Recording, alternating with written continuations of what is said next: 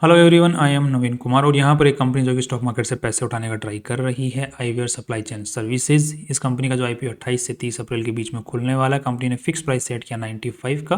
That means company का 50% जो कोटा है वो रिटेलर्स के लिए रखा गया है। कंपनी के जो प्रमोटर्स हैं उनके पास में मालिकाना हक था पूरा का पूरा कंपनी में आईपीओ से पहले। आईपीओ के लिस्ट होने के बाद में कंपनी में सिर्फ 73% ही उनका मालिकाना हक रह जाने वाला। That's very good because as per SEBI rules इतना 75 ज़्यादा से ज़्यादा रह सकता है। नव कंपनी की जो यहाँ पर वैल्यू लगाई जा रही है इस आईपीओ के थ्रू वो है 102 करोड़ रुपए और कंपनी पैसे उठा रही है 27 करोड़ रुपए। सो अच्छे ठीक ठाक एसएमई कैटेगरी के हिसाब से ठीक ठाक पैसे यहाँ पर उठाए जा रहे हैं। अब कंपनी करती क्या है, तो कंपनी जो है सप्लाई चेन सर्विसेज प्रोवाइड करती है, ई कॉमर्स की सर्विसेज प्रोवाइड करती है, स्टोरेज की सर्विसेज प्रोवाइड करती है, रैकिंग की सर्विसेज प्रोवाइड करती है। तो इसको इस तरीके से समझिए, मान के चलिए कि मैं यहाँ पर कंपनी खोली हुई है और मेरे को महाराष्ट्र के अंदर में सामान बेचना है या फिर वहीं पर आसपास में मुझे सामान बेचना है, राइट। तो इस तरह से महाराष्ट्र में बेचना है, कर्नाटक में बेचना है या फिर जहाँ जहाँ मुझे को स्टेट्स में बेचना है वहाँ पर ये कंपनी क्या करती है, अपने स्टोरेज हाउसेज खड़े कर लेती है और मेरा जो सामान है अपनी जो मेन फैक्ट्री है यहाँ से उठा करके उन स्टोरेज हाउसेज में मुझे सर्विस प्रोवाइड करती है। मतलब यहाँ से उठाने की सर्विस भी प्रोवाइड करती है, वहाँ पर रखने की सर्विस प्रोवाइड करती है स्टोरेज की, वहाँ पर रेकिंग की सेट करने की सर्विसेज प्रोवाइड करती है। और बाद में जब कस्टमर का पर्टिकुलरली कोई ऑर्डर आता है महाराष्ट्र से, जैसे महाराष्ट्र में रखा हुआ मेरा सामान इन्होंने ही रखा ले जाके और यही फिर वहाँ से अपने स्टोरेज हाउसेज से उठा के कस्टमर के यहाँ पे डिलीवर भी कर देते हैं। तो मेरा जो हेडेक है जो कि एक जगह से दूसरी जगह सामान को पहुँचाने का, स्टोरेज का, रेकिंग का, पैकेजिंग तक का भी जो फैसिलिटी है वो ये कंपनी प्रोवाइड कर देती है। साथ में एक जगह पर ये कंपनी बोल रहा है कि हम जो है असेंबली जो सर्विस है वो भी प्रोवाइड करते हैं। दैट मीन्स कि कंपनी कई बार ट्राई करती है कि मेरे पास में फैक्ट्री नहीं है तो फैक्ट्री भी ये एस्टेब्लिश करके दे देंगे।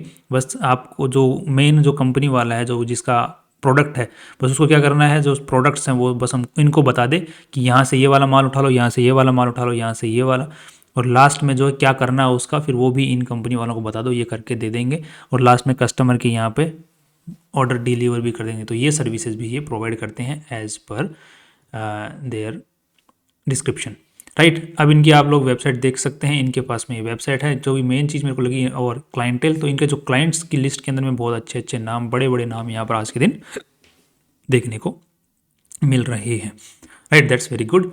अब थोड़ा सा कंपनी के यहाँ पे जो लीड मैनेजर है कंपनी का वो आज दिन नया लीड मैनेजर है, that is get 5 advisors private limited. तो कई बार जब कोई लीड मैनेजर नया होता है तो उससे उम्मीद की जाती है कि वो वैल्यू अच्छी लगाएगा कंपनी की, ताकि फ्यूचर के अंदर में उसका नाम बढ़े और इन्वेस्टर्स का जो है भरोसा बढ़े जब उस टाइप के लीड मैनेजर्स दूसरे आईपीओ लेके आए। तो इनका फर्स्ट है तो इनका पास्ट रिकॉर्ड तो कोई है नहीं। अब देखते हैं कि इनका जो आईपीओ है लाया हुआ कैसा परफॉर्म करता है। नेक्स्ट अब देख लेते हैं कंपनी की आरएचपी में क्या इन्फॉर्मेशन दी हुई है। तो यहाँ पर देखने को मिल रहा है कि ये पैसे जो कंपनी कहाँ यूज़ करने वाली है। तो यहाँ पर बोल रहे हैं कि इस टाइप का जो एक शेड है, मतलब जैसे कंपनी स्टोरेज वगैरह प्रोवाइड करती है तो क्या है, एक शेड ही तो होता है जिसका टिन का बना हुआ शेड है, उसके अंदर में दूसरी कंपनियों को सर्विसेज प्रोवाइड करती है। ये एक शेड और बनाना चाहते हैं कच्छ गुजरात के अंदर में, जिसमें 14 करोड़ रुपए खर्च करने वाली है।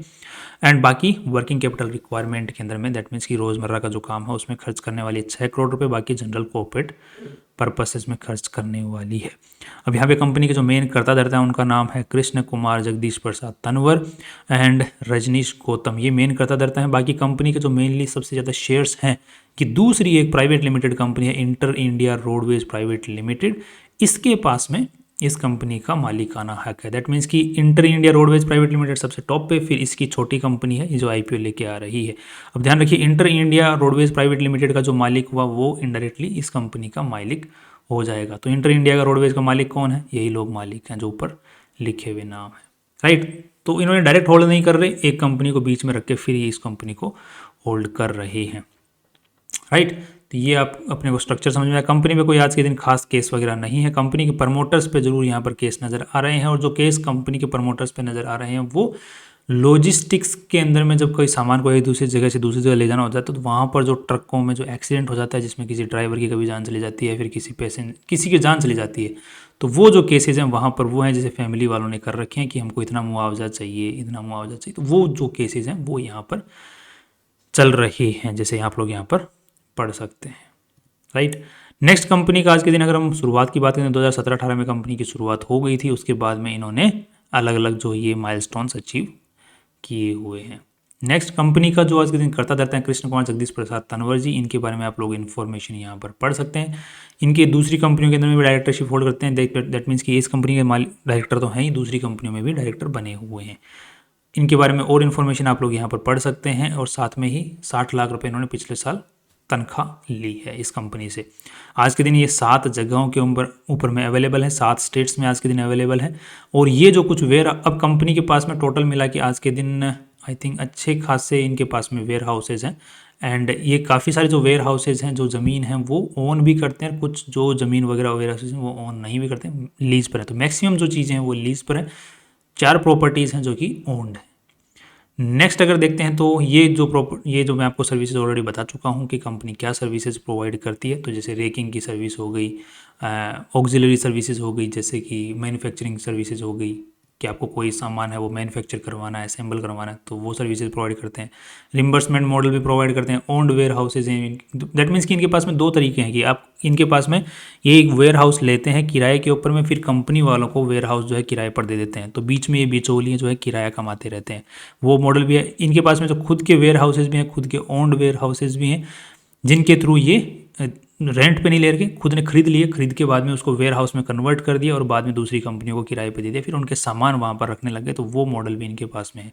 सो इनके पास में मल्टीपल मॉडल्स हैं जिनके थ्रू ये कमाई करते हैं। आज के दिन टोटल के 213 एम्प्लॉइज़ कंपनी में काम कर रहे हैं, जिसमें से सबसे ज़्यादा ऑपरेशंस के अंदर में एम्प्लॉय काम कर रहे हैं। बाकी HR वगैरह के अंदर में ज़्यादा काम लोग नहीं कर रहे हैं। HR में ज़्यादा लोग काम नहीं कर रहे हैं, एक आदमी काम कर रहा है, एडमिन एक आदमी काम कर रहा है, फाइनेंस एंड अकाउंटिंग में 5 आदमी काम कर रहे हैं, legal, vice president, sales and marketing में सिर्फ एक ही बंदा काम कर रहा है, CS में एक बंदा काम कर रहा है। छोटी कंपनी है, सो इन चीज़ों में ज़्यादा लोगों की ज़रूरत अभी आज के दिन इनको नहीं पड़ रही है। लोगो जो है आज के दिन इनका रजिस्टर्ड है, जो भी ये लोग काम में ले रहे हैं। ये दूसरा प्रॉपर्टी है जो कि ओन्ड है, ये वेयर हाउस ओन्ड है, ये लैंड ओन्ड है। आई थिंक 4 प्रॉपर्टीज़ हो गई जो ओन्ड है। बाकी सब कुछ जो है किराए के ऊपर में है। बाकी टोटल प्रॉपर्टीज इनके पास में 15 हैं, जो आज के दिन वेयर हाउस, खाली लैंड, सब कुछ मिला मुलो के बने हुए हैं। राइट। नेक्स्ट आज के दिन जो कंपनी का मेन जो कस्टमर है वो एक है, जिससे सबसे ज़्यादा इनका रेवेन्यू आता है। कौन सा कस्टमर है उसका डिस्क्रिप्शन मुझे ज़्यादा मिला नहीं, वेबसाइट के ऊपर में भी सिर्फ सबका नाम लिखा हुआ है। सो अब कौन सा है वी डोंट नो कि कौन सा एक कस्टमर जिससे सबसे ज़्यादा रेवेन्यू आ रहा है। पहले भी सबसे ज़्यादा रेवेन्यू उसी से आ रहा था, बट उसी से ही बहुत ज़्यादा रेवेन्यू कंपनी का बनता जा रहा है। साथ में अब सेकंड कस्टमर, थर्ड कस्टमर भी धीरे धीरे बन रहे हैं। That's very good. Right. So I think it's a good deal यहाँ पर तक। तो नेक्स्ट अब कंपनी की जो मेनली शुरुआत हो रही है वो गुजरात के अंदर सबसे ज़्यादा, फिर हरियाणा, यूपी। जो इनके वेयर हाउसेज, जैसे हमने 7 लोकेशंस देखी, 7 लोकेशन के ऊपर में इनकी जो चीज़ें हैं मेनली आज के दिन हैं, जिसमें से गुजरात, हरियाणा, यूपी, वेस्ट बंगाल, पंजाब, राजस्थान, दिल्ली। राइट। तो इन जगहों के ऊपर में इन्होंने, अब जैसे हमने अभी चार्ट में देखा था इंडिया की चार्ट में, तो गुजरात वाला जो पार्ट है, गुजरात और हरियाणा, वहाँ पर सबसे ज़्यादा इनका रेवेन्यू आ रहा है। ये इनके कुछ वेयर हाउसेज की फ़ोटो वगैरह, जैसे ये किसी और कंपनी का सामान है, ये किसी और का, ये किसी और का, ये किसी और का। राइट। या फिर किसी पर्टिकुलर एक कंपनी के बहुत सारे प्रोडक्ट होते हैं, तो वो इन्होंने इनके वेयर हाउस में रखवा दिए। अब सीधा ऑर्डर आता है तो यहाँ से उठाया और पहुँचा दिया। तो लॉजिस्टिक सर्विसेज भी ये प्रोवाइड कर देते हैं। Right. So I think we got the idea कि कंपनी क्या करती है, कैसे काम करती है, कैसे कमाई करती है। अब थोड़ा सा हम कंपनी के बारे में जो डेटा है, जो बैलेंस शीट है, उसको भी समझने की कोशिश कर लेते हैं।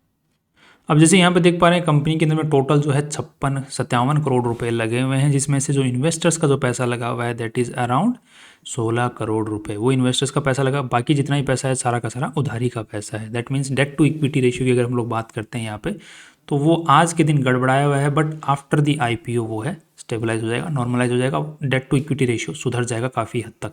नेक्स्ट कंपनी का जो पैसा है कहाँ कहाँ लगा हुआ था, जैसे कि इनका मेन काम क्या है, स्टोरेज वगैरह क्रिएट करना है।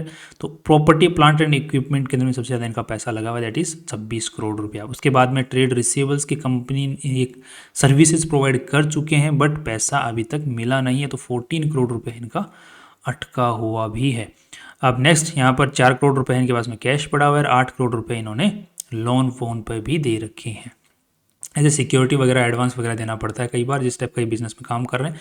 तो 8 करोड़ रुपए इनके वहाँ अटके हुए हैं। जो मेन जो पैसा है वो 14 करोड़ रुपए जो है, जिनका ये काम कर चुके हैं, उसके बावजूद भी वो अटके हुए हैं। That's what is bothering me, कि इतना क्यों अटक रहा है। वो भी IPO वाले ईयर के अंदर में सबसे ज़्यादा अटक गया, जबकि 2000 यहाँ पर 23 और 24 के अंदर में कुछ खास अटका नहीं है, 8 करोड़ के आसपास में, बट यहाँ पर 14 करोड़ हो चुका है। बट उसी के साथ में इनका अगर रेवेन्यू स्ट्रक्चर को हम लोग चेक करते हैं तो रेवेन्यू भी इनका अच्छा खासा बढ़ा है, 43 करोड़ से 58 करोड़ से 85 करोड़ बढ़ चुका है। और इनके जो कस्टमर्स हैं, सिंगल कस्टमर से बहुत अच्छा खासा रेवेन्यू आ रहा था और बाद में दूसरे नए कस्टमर्स के इनके बन रहे हैं, दैट्स वेरी गुड। साथ में अगर इनका नेट प्रॉफिट की बात करते हैं तो 4 करोड़ कमाए, फिर इस बार जो है 8 करोड़ रुपए इन्होंने कमा लिए, वो भी कितने 85 करोड़ से, दैट्स अराउंड 10% का net profit. It's very good, कहाँ दिक्कत ही नहीं है कोई, 8 करोड़ रुपए कमा लेना, वो 10% का नेट प्रॉफिट निकाल लेना, that's very good.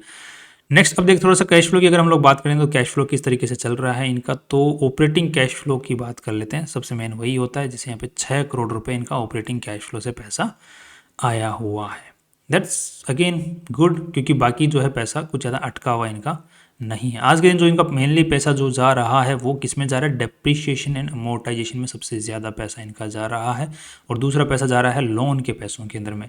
So depreciation amortisation में तो फ्यूचर में भी जाता रहेगा, बिकॉज कंपनी नई नई फैक्ट्रीज खोलती रहेगी, वेयर हाउसेज वगैरह खोलती रहेगी, तो वो तो ये तो बढ़ता ही है, बढ़ना ही है इसको। तो उसके साथ में कंपनी का रेवेन्यू भी बढ़ेगा तो नेट प्रॉफिट भी बढ़ेगा, कोई दिक्कत वाली बात नहीं है। ये वाला जो पैसा जा रहा है इंटरेस्ट के अंदर में, ये थोड़ा सा दिक्कत फ्यूचर में कर सकता है, बट कंपनी आईपीओ से पैसे उठा रही तो ये वाला भी ज़्यादा इश्यू फ्यूचर में थोड़ा कम ही हो जाएगा, तो नेट प्रॉफिट्स के बढ़ने की उम्मीदें हैं।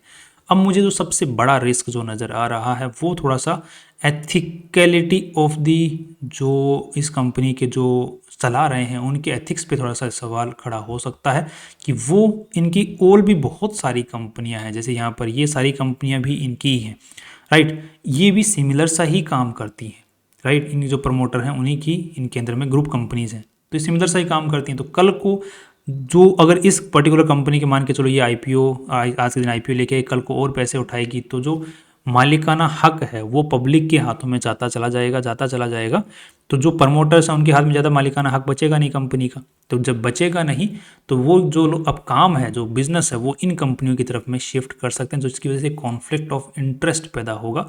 तो ये कंपनी जो है धीरे धीरे नुकसान में चलती जाएगी जो आईपीओ लेके आ रही है, और ये कंपनी को फायदा कर देते हैं, बिकॉज इनमें तो इनका पूरा मालिकाना हक है और उस कंपनी में इनका मालिकाना हक कम है।